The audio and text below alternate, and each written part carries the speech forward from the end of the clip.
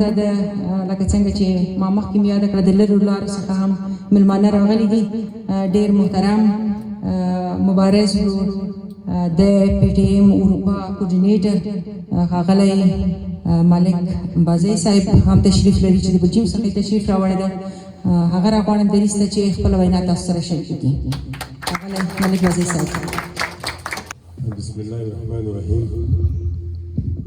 د شهید ارمان لوني د شهادت د شپږم پلین د نن د دې غونډې ډېرو درنو قدرمنو ګډونوالو مشرانو ځوانانو همزولو خویندو ستاسو د ټولو په اجازت دلته د نن دا غونډه د ارمان شهید د شهادت د شپږم پلین په مناسبت را جوړه سوې ده په داسې حالاتو کې چې په محکومه پښتونخوا وطن کې زموږ پر غورځنګ باندې د پنجاب استعماري ریاست بندیزونه لګولي دي.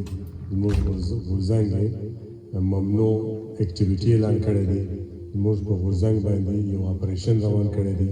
زموږ د غورځنګ ملګري د زرګونو په تعداد کې په شیډول 4 کې اچولي دي.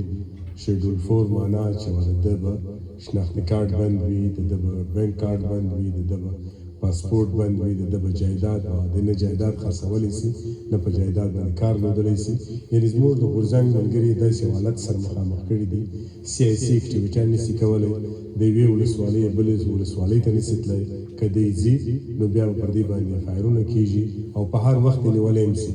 په داسې حالاتو کې زموږ د غورځنګ ملګرو په ډایسپورا کې پرون په جرمني کې وه، نن په هالنډ کې هم ده، د دې سره په سویډن کې که خدای کولو سات فصل په سویډن کې هم د ارمان شهید د شپږم تلین غونډه لمانځل کېږي. دا رقم په کینیډا کې زموږ 2 غونډې دي. نو دا ځل موږ کوشش کړی دی چې په ډایسپورا کې د خپل شهید د هغه شهید چې زموږ دپاره لارې روښانه کړي دي په خپلو پاکو وینو باندې، په خپلو پاکو اساساتو باندې، په خپلو تعلیماتو باندې د زموږ غورځنګ ته یوه لاره وښودلې ده. د هغه لارې باندې موږ ځو. د خپل سر ورکړی دی. موږ د ده د سر یا د ده د ارمانونو د پوره کولو دپاره د ده لاره نیولې ده او که خدای کولو تر هغه ځایه به ځو، تر هغه وخته به دا لاره څارو یا پر دې لاره باندې به سفر کوو تر څو پورې چې موږ خپل منزل ته نه رسېدلي. ملګرو، ارمان شهید دلته ملګرو یاد کوي د ډېر یو غریبې کورنۍ سره تعلق و. د ده پلار یو موټر چلوونکی و، یو ټرک چلوونکی و. ده په ډېره تنګدستۍ کې درس ووایه. د درس سره به ده مزدوري هم کولې، کله به یې دهقاني کوله، کله به یې درزیتوب کوئ، کله به د کول د په سوونو میټره لاندې په مځکه کې دننه کانکوني هغه تورې ډبرې یا کوله چې راایستله، په دغه کې کار کوئ. په داسې سختو حالاتو کې دې ځوان سبق هم ووایه. دا ځوان پروفیسر هم سو. دا ځوان یو سیاسي رهنما، انقلابي سیاسي رهنما سو. د ده شعرونه که موږ تاسو ولولو یا موږ تاسو واورو، د ده په شعرونو کې د احمدشاه بابا یا د احمدشاهي جغرافیې انځور ډېر ښکاره دی. د ده په شعرونو کې د وطن، د افغان د سیالۍ، د افغان د خوشحالۍ، د پنجاب استعماري ریاست د ناروا یا د ظلم استعماري چهره دا ډېره واضح ده. ارمان شهید واکه د ده پر ادبیاتو موږ وغږېږو، لکه ملګري صاحب چې وویله، دا خپله ډېر پر دې غږېدلي سي ملګري. د ده پر انقلابیتوب، د ده پر سیاسي کارکون یا د ده یو واقعي هم یو تنظیم کوونکی ځوان و. ارمان شهید د غورځنګ د لومړنیو ورځو ملګری و. ارمان شهید د غورځنګ په بنسټګرو کې یو بنسټګری و. ارمان شهید د غورځنګ په ټولو اکټیویټیانو کې، که هغه په پښتونخوا کې وه، که هغه په سند کې وه، که هغه لنډه دا چې په محکومه پښتونخوا کې وه، که د پاکستان په مختلف بخښونو کې وه، چې چیرې به غونډې وې، دی به د غونډو له مخه په هفتو هلته ولاړی د غونډې د تیاري دپاره، د غونډو د شوالي دپاره، د غونډې د کمپین دپاره به دی او د ده خور وړانګه وړي دی به ولاړه. هلته به بیا په ملګرو پمفلټونه تقسیمولی، هلته به کوچنۍ کوچنۍ غونډې کولې. په کوچنۍ غونډې کې به خلکو ته سیاسي او افغاني شعور ورکوونکي انقلابي تقریرونه کوله. ارمان شهید په کراچۍ کې د یو غونډې وروسته چې هلته د یو ډېر ستره غونډه ملګرو کړې وه، دغه باز موږ په ټولو ملګرو باندې اف آی آرونه درسوله ډېر ملګري ونیول سوله د ده نوم په هغه اف آی آر کې و خو هلته د ده نوم ارمان لوړی یې لیکلی په شناخت کې د ده نوم محمد ابراهیم و دې له وجې پولیسو ونیوی چې محمد ابراهیم دی نو خوشې کړي دی رالی کوټې ته د کوټې څخه مستقیما لاړې لورلایي ته پر لورلایي کې هم زموږ د غورځنګ ملګرو هلته پر پولیسو باندې چا ډزې کړي وي څو پولیس یې وشتلي وو د هغوی ته د انصاف غوښتلو دپاره ملګرو پر لت کښېنولي وو 3 ورځې پر لت و کله چې دا پر لت ختم سو په پر لت کې د ده ویناوې یعنې دښمن تر سترګو ایستلي وو چې دغه سړی که ژوندی پاتې سي دا به غورځنګ یو خاص ځای ته رسوي په ده باندې پسې و چې کله غورځنګ دا پر لت ختم سو دی روان سو د کور پر خوا نو د پوج یو ریټایر افسر بیا چې دغه منطقې ایس ایس پي مو د پولیسو ده عطاورحمان په نامه باندې که څه هم پښتون و داسې یو وار پر کوي بیا هغه وروسته بیا هغه رقم وارونه پر عثمان الله شوي دي چې رقم عثمان الله شهید شو هغه رقم وار پر ګیلمن شهید شوی دی لومړی تجربه ارمان شهید و چې پر ارمان شهید پر سر باندې داسې وار وکړي چې زخم نه ښکارې کېده خدای شهید سو پر موقع باندې دی زخمي و خو برته چې ملګرو کوشش کوي د شفاخانې ته یوسي هلته پولیسو د دې امبولانس لاره د نیولو کوشش وکړي و ډېرې وځنډوي چې دی موږ پر موقع باندې پر وخت باندې هسپتال ته ورسوي ملګري خو لنډه ده چې دښمن داسې کوشش کوي چې دی ووځني او دی شهید کوي موږ پښتون ژغورنې غورځنګ خپل شهیدانو د مبارزې یا خپل شهیدانو چې کوم افکار دي یا د دې د څه دپاره مبارزه کړې ده کوله د دې ارمانونو څه موږ بحیثیت غورځنګ ملګري دا هوډ کوو دا مې قسم دی دا مې قسم خوړلی دی دا زموږ ټولو ملګري چې د خپلو شهیدانو د ارمانونو د پوره کولو دپاره به تر آخري حده پورې هم ځو که زموږ د سرونو که زموږ سرونه پکې ځي که زموږ اقتصاد پکې ځي که زموږ وخت پکې ځي خامخا به غورځنګ جوړوو خامخا به غورځنګ منظمه کوو او تنظیم کوو عزیزانو د پښتون ژغورنې غورځنګ له مخه سیاسي مبارزه په محکومه پښتونخوا وطن کې که څه هم وا پر دې باندې مشران ملګري ډېر ښه پوهېږي د ډیورنډ او ګندمک بیا دا سیمه برصغیر ته ورکول انګریزانو جلا کول بیا په پاکستان کې د دې په خلاف سیاسي مبارزې ډېرې زیاتې سوي دي په پښتونخوا وطن کې پی ټي ایم اول نه و چې د دې خلاف مبارزه روانه کړې ده د دې په خلاف باچا خان تر سوي دي د باچا خان غورځنګ د دې په خلاف صمد خان بابا تر سوي دي د غورځنګ دا یو ډېره اوږده مبارزه وه لکه څنګه چې دلته ملګرو خپل په تقریرونو کې وویل چې دا ونه پر زړه کېدو سوله یا د خزان بادونو ووله د دې هغه فکري یا سیاسي چې کوم هدفونه وو د دې په هدفونو کې هغه فرق راتله په داسې حالاتو کې هلته په وطن کې په سوونو په زرګونو سیاسي کارکنانو زما په شمول د رحمان الله مومند په شمول د نور ملګرو د زرعلي افریدي ملګري په شمول داسې ټول په زرګونو په تعداد کې داسې سیاسي کارکنانو چې د هغوی روزنه پر افغانیت سره وه د افغانیت پر بنیاد سره وه چې زه به د کابل سره تړل کېږم زه به د کابل نصاب وایم زما پر وطن زما د وطن د ازادۍ بیرغ به د افغانستان بیرغ وي موږ په دا نظریې باندې لوی سوي دغه نظریې ته د خلکو یا د دې په نظریاتو کې فرق راغله په داسې حالاتو کې پی ټي ایم راځي پی ټي ایم زموږ دپاره لاره خلاصه کړله موږ چې څه غوښتل د افغان سیالي د افغان آبادي د پنجاب استعماري ریاست کم ظلمونه یا د دې ریاست بربادي ښکاره به وایي د دې ریاست بربادي دا موږ غوښتله خدای موږ ته پی ټي ایم په لاس راکړي پی ټي ایم چې د خپلو خلکو د رښتینې اواز د خپل خلکو لپاره ژوند غواړي د خپل خلکو لپاره ازادي غواړي د خپل خلکو لپاره سوکالي غواړي په افغان وطن په افغان جغرافیه کې سوله غواړي امن غواړي په دې کې د پنجاب استعماري ریاست چې کوم سیاسي چالونه د تیرو 45 کلونو چللي کړي دي یا لګولې دي په دې کې افغانستان برباد کړي دي د دې مخه ونیسي د دې لپاره خپل پلانونه جوړ کړي دي پښتون ژغورنې غورځنګ یو خبره ډېره واضح کوي دلته دوه صفونه یو صف د افغان د سیالۍ صف دی بل صف د پنجاب صف پنجابي استعماري صف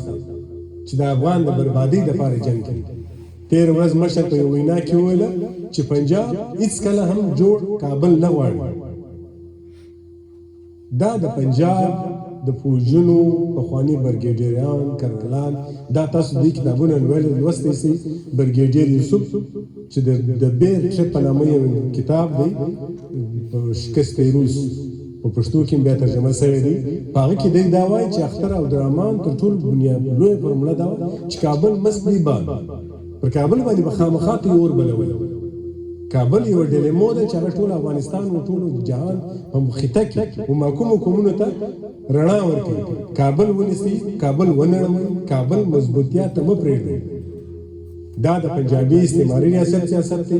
زموږ سیاست دا ده، زموږ سیاست دا دی چې کابل به قوي وي، دلته به افغان حاکم وي، دلته به افغان سیال وي، دلته به د افغان دشمن نشته نابود.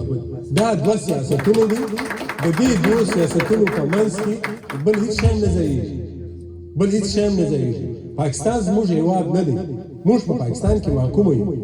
که څوک دا وایي چې پاکستان زموږ هېواد دی، موږ په دې کې د پارلمان بالادستي غواړو یا پارلمنټ غواړو، موږ هیڅ پارلمان نه غواړو.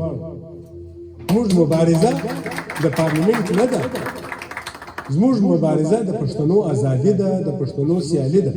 دا د ارمان شهید ارمان و، دا د عثمان الله ارمان و، دا د ګیلمند ارمان و، دا زموږ په سلګونو په زرګونو معلوم او نامعلومو شهیدانو ارمان و چې په دې لارې کې خپل سرونه داسې قربان کړل لکه سقراط چې د خپل وطن د ازادۍ او د دې دپاره څه رقم پیاله پورته کړه.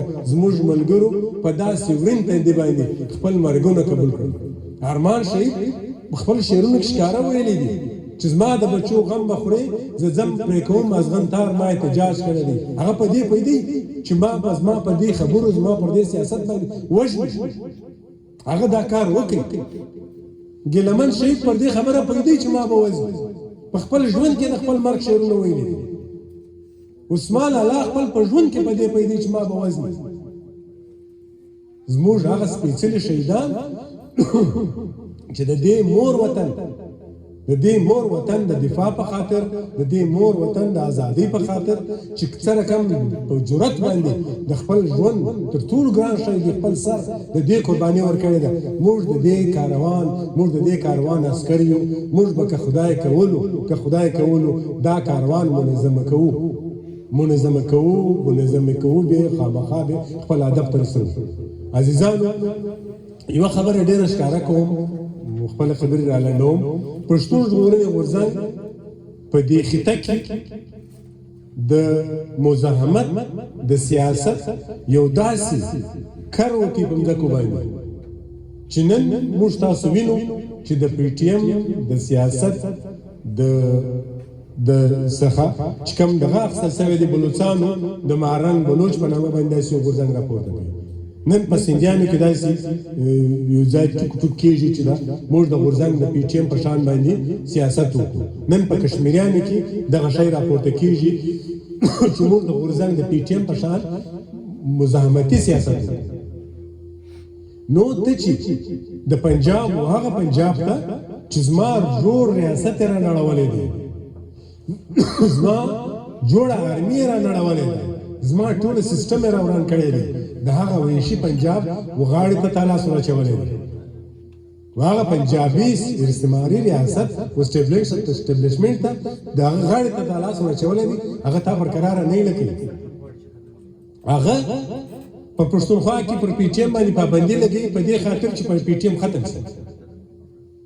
پی ټي ایم وجود ته نوې انرژي په ډایسپورا کې پښتانه افغانان ورکوي. هغه ودې پریشان شو چې ما خو پی ټي ایم ختموي. نن موږ پنجابي ته وایو چې تا پلار هم پی ټي ایم نشي ختمولی، ته به په کوم ځای کې پابندي پرې ولګوې؟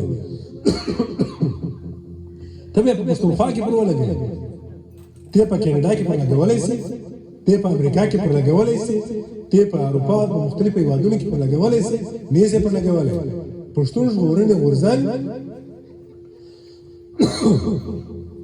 د پښتون ژغورنې غورځنګ د تنظیم ملا ماتول دا اوس د پنجاب استعماري ریاست یو رقم په پلان کې ده.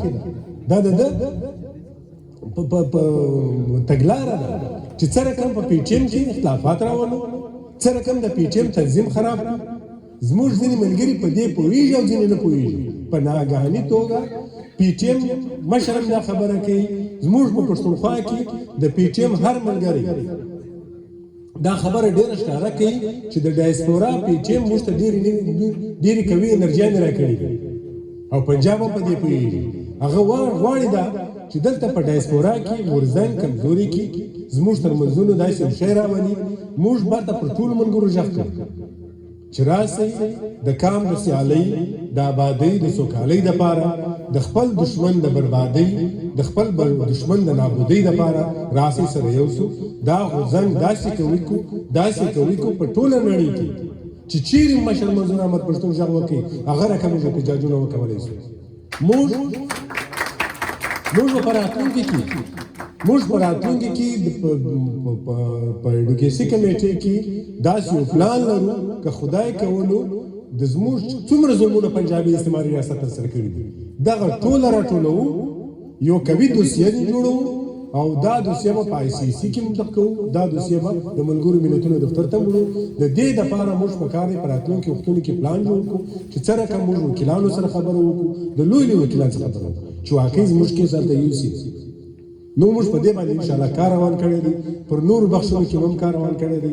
که خدای کولو ورځ به راځي چې په ټوله اروپا، په ټوله امریکا، په کینیډا او په نیوزیلینډ، په استرالیا کې د غورځنګ په زرګونو کارکنان وي چې هر ته مشر غږ کوي.